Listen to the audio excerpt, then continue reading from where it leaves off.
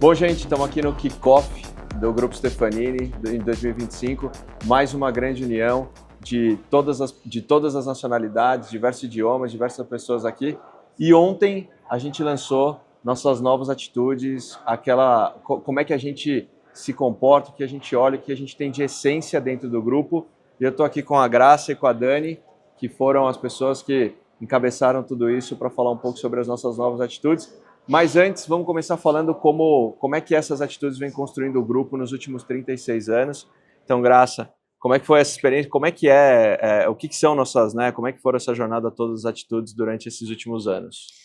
Então, Bruno, só lembrando aqui que nosso kickoff aqui em São Paulo, nós estamos com 800 líderes, né? E eu contei para eles um pouquinho sobre o histórico, né? O storytelling dessas atitudes, que hoje são 5. Nós começamos há muitos anos atrás, falando um pouquinho sobre como a gente gostaria que fosse a nossa cultura, mas a gente tinha 16 atitudes. 16 atitudes é quase inviável, né, da gente lembrar. Tem pessoas que nos dizem que 3 a 5 itens é o limite para as pessoas terem na ponta da língua, mas a gente foi passo a passo. Eu acho que tudo na vida é passo a passo. E depois dessas 16 atitudes que a gente praticamente não trabalhou muito, né? Porque eram muitas, a gente resolveu há uns 10 anos atrás mudar para 7 atitudes, que nós trabalhamos mais intensamente durante esses 10 anos. Nós fizemos nessa pesquisa, para essas 7 atitudes, nós fizemos uma pesquisa junto aos nossos líderes, o que eles entendiam das 16, resumir para 7, saíram 7 atitudes muito interessantes que nós viemos trabalhando durante o decorrer desses anos, mas ano passado o nosso amigo Bruno aqui deu uma tarefa muito grande para a Dani, né, que é a nossa gestora de RH, de trabalhar e fazer com que essas atitudes fossem muito mais dia a dia, fossem muito mais trabalhadas e que falassem globalmente, porque as nossas atitudes, muitas vezes nas pesquisas que a Dani fez para chegar às 5 atitudes, falavam as mesmas palavras, só que o entendimento, como somos uma empresa global, o entendimento era diferente em cada região.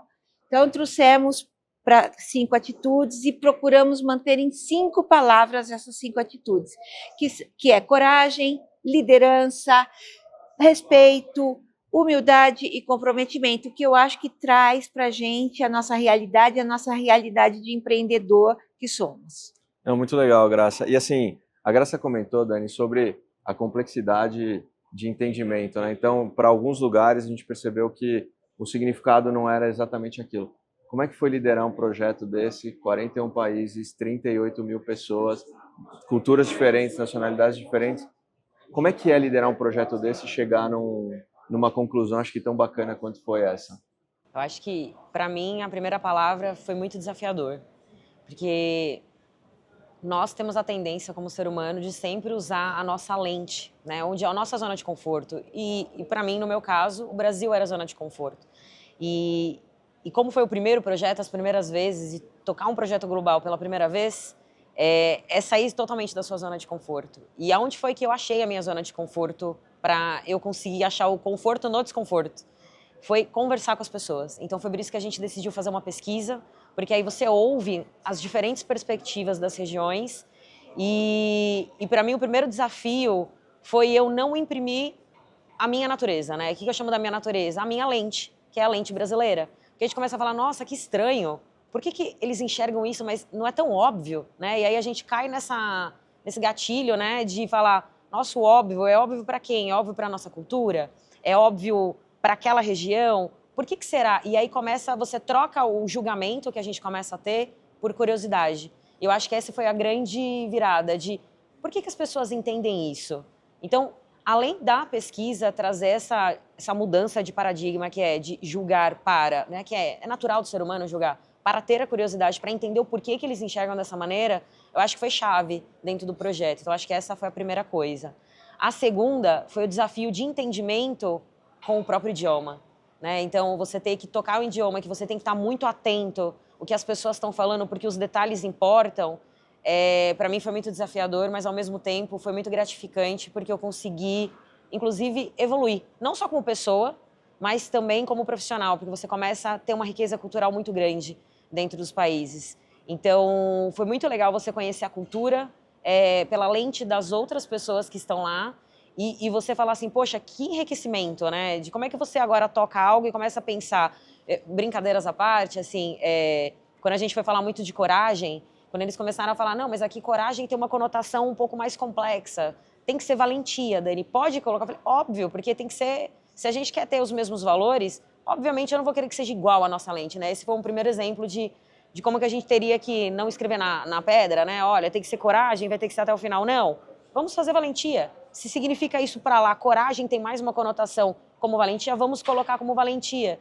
Então, acho que de primeira mão, assim, eu acho que esses foram os 2 primeiros impactos que eu tive pessoalmente tocando um projeto multicultural, assim, sabe? Não, muito legal. E um projeto global, Sim. né? Porque, na realidade, a gente está nos 41 países aí, tendo que mostrar para 41 culturas diferentes que a gente quer afunilar em 5 palavras que signifiquem a mesma coisa para todo mundo.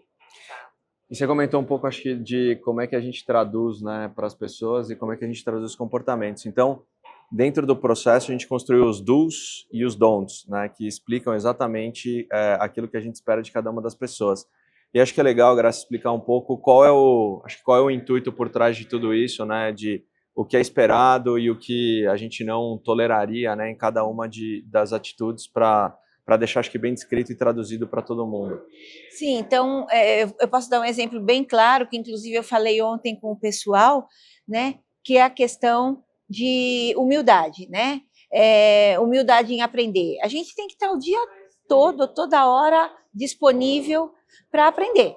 Se a gente não tiver esse conceito de que aprendizado é importante, a gente vai se fechar. Então, dentro dos do's e don'ts de cada uma das nossas 5 atitudes, dando o exemplo em humildade, por exemplo, humildade, eu tenho que ter a humildade de escutar críticas. Críticas são construtivas. Se eu escutar todo dia uma coisa que eu já sei ou que eu estou cansada de saber, e não vai me acrescentar em nada. Agora, se eu escuto alguma coisa que é diferente do que eu estou acostumada a ouvir, vai me fazer repensar. E crítica construtiva normalmente nos faz repensar. Então, isso tem que ser isso. Os do's têm que ser coisas que são aceitáveis e são exigidas em cada uma das atitudes. Os don'ts é que não são aceitáveis.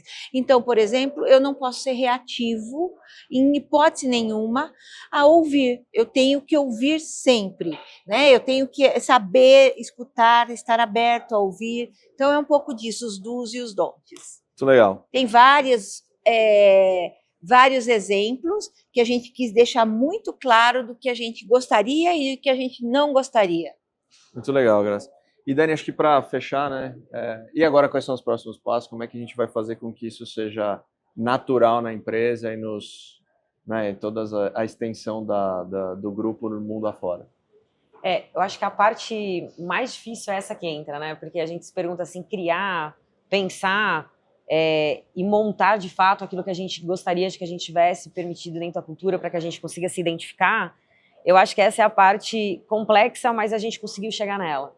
A parte que a gente vai fazer para que isso ganhe vida e que as pessoas consigam se identificar no dia a dia, vão ter 3 grandes coisas que nós vamos fazer, né? Dentre elas, eu posso colocar em 3 grandes blocos. A primeira é como é que a gente vai deixar isso de uma maneira muito mais natural para que as pessoas consigam perceber no dia a dia. Então, nós vamos atualizar todos os nossos lugares físicos, nossos espaços virtuais, nós vamos deixar com que as pessoas consigam de maneiras leve, inclusive de, eu quero reconhecer alguém, vai ser pelas atitudes, a gente vai ter os stickers, a gente vai atualizar todos os nossos prédios, a gente vai incluir também no processo de desenvolvimento das pessoas, não só performance, como é que a gente traduz performance, mas pelas atitudes. As atitudes têm um mindset que te tragam para performance, ele vai ser incluído dentro hoje do nosso programa de avaliação e feedback.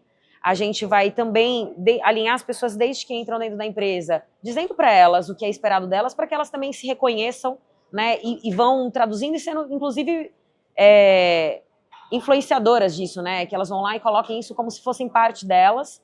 A gente também vai fazer vários treinamentos e várias comunicações, sempre trabalhando uma cultura por mês em cada localidade, ao mesmo tempo, para a gente mostrar o quanto que a gente é um grupo global e forte.